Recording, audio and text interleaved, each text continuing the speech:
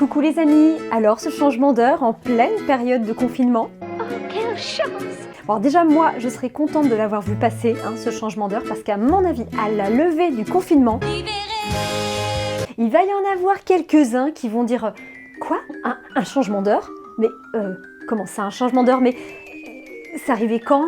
En tout cas, moi, ça m'a fait bizarre parce que c'est vrai qu'on savait déjà pas quel jour de la semaine on était, mais maintenant on sait même plus quelle heure du jour on est, ni d'ailleurs quelle saison, parce qu'on nous a dit qu'on est passé à l'heure d'été, le jour où c'est redevenu l'hiver. On avait de la neige dans les Vosges. Alors on gagne une heure, mais on perd une saison. Alors il y en a qui sont contents, ils disent que ça fera une heure de confinement en moins. Moi je pense que ça fait surtout des complications en plus.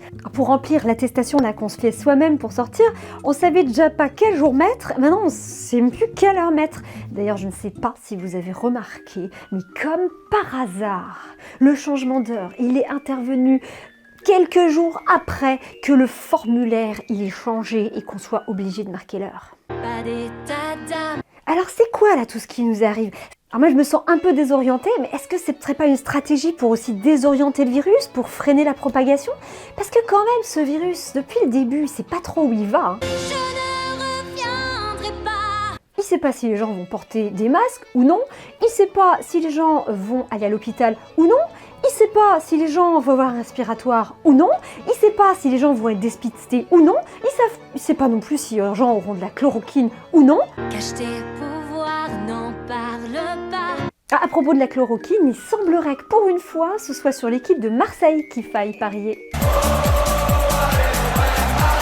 On n'a plus de repères, je vous dis. Avant, quand tu toussais, voilà, tu passais à autre chose et puis parfois tu te souvenais même plus que tu avais toussé.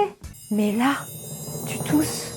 Premier réflexe. Je veux voir ce que je peux faire. D'abord, tu cherches sur internet pour voir si ça fait partie des symptômes. Et là, oui, tu vois qu'en fait, les symptômes, il y a à peu près tout comme symptômes, dont la toux. Qu'est-ce que ça a de drôle?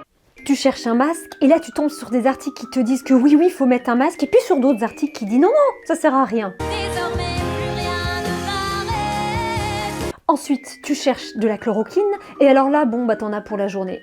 Tu pourrais presque même faire comme avant et finir par oublier que t'as toussé. Ne pense plus à demain.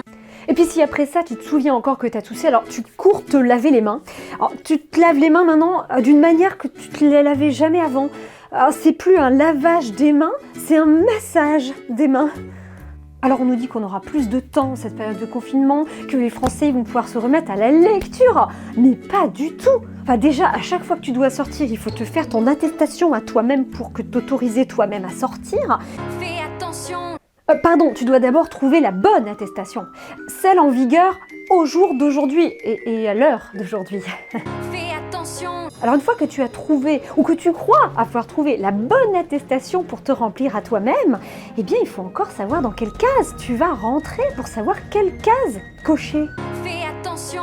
Il faut vérifier que tu rentres bien dans la case, sinon c'est 200 balles d'amende quand même. Maman, j'ai très peur. C'est le prix de ton chien, alors tu réfléchis à 2 fois avant de l'emmener pisser. Et surtout, tu ne te trompes ni dans la date, ni dans l'heure.